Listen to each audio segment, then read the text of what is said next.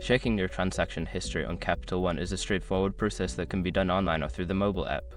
Follow these steps to easily access your transaction details. Step 1. Log into your account. Visit the Capital One website or open the Capital One mobile app. Enter your username and password to log into your account securely. Step 2. Navigate to your accounts.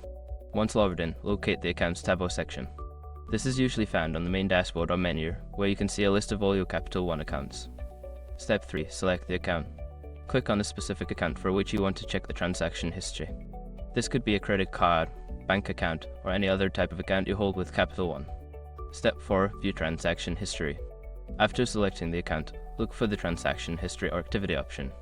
Click on it to display a detailed list of your recent transactions, including dates, amounts, and descriptions.